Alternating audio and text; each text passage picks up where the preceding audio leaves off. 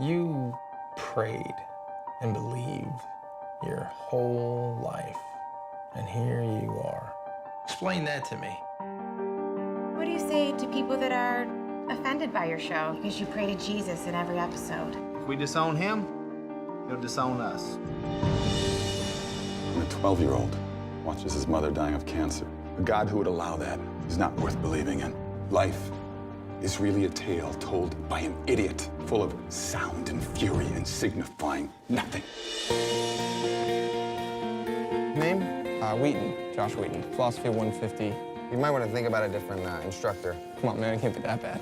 Think Roman Colosseum, people cheering for your death. I am Professor Radisson.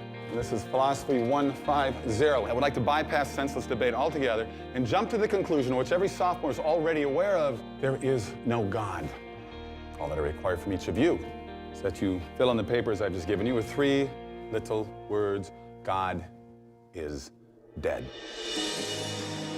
Mr. Wheaton, is something wrong? I can't do what you want. I'm a Christian. If you cannot bring yourself to admit that God is dead, then you will need to defend the antithesis. Think of Jesus as my friend. You think Jesus is God? I don't want to disappoint him. So your acceptance of this challenge may be the only meaningful exposure to God and Jesus they'll ever have. See, to me, he's not dead. I don't want anyone to get talked out of believing in him just because the professor thinks they should. Mr. Wheaton, are you ready?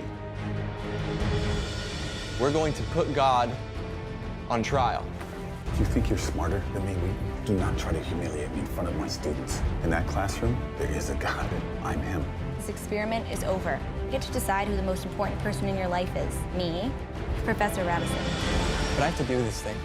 Like it's something that God wants me to do. I can't just turn away from it. You just want to ensnare them in your primitive superstition. What I want is for them to make their own choice. That's what God wants. You have no idea how much I'm going to enjoy failing you. Yeah, but who are you really looking to fail?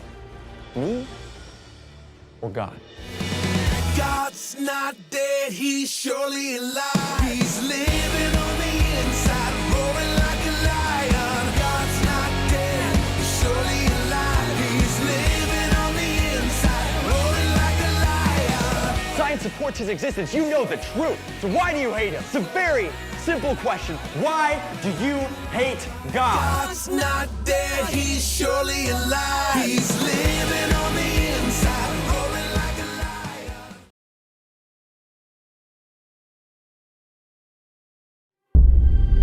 In this day and age, people seem to forget that the most basic human right of all is the right to believe. Please don't breathe! Please don't breathe! No prayers, no moments of silence, nothing. Think of the other children out there who are subjected to their repressive belief system. If we sit by and do nothing, the pressure that we're feeling today will mean persecution tomorrow. We're at war.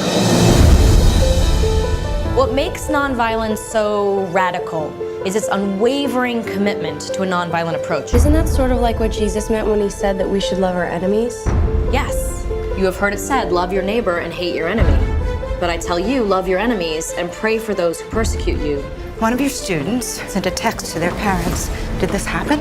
If you're asking whether I responded to a student's question, yes. And your answer incorporated the words of Jesus. What were you thinking, Grace? The Thales are asking that you be fired, plus revocation of your teaching certificate. How do we make this go away and not get blood on our hands? We let the ACLU do it. We're going to prove once and for all that God is dead. No order in the matter of Thawley versus Wesley. Mr. Kane will insist faith isn't on trial here. But that is exactly what is on trial. You're looking to prove that Jesus Christ existed? Oh, that's ridiculous. I hate what people like your clients stand for and what they're doing to our society. You're under arrest. These people, they're looking to destroy you. Everyone's telling me to stay out of it. What is your heart telling you to do? I would rather stand with God and be judged by the world than stand with the world and be judged by God. I am not going to be afraid to say the name Jesus.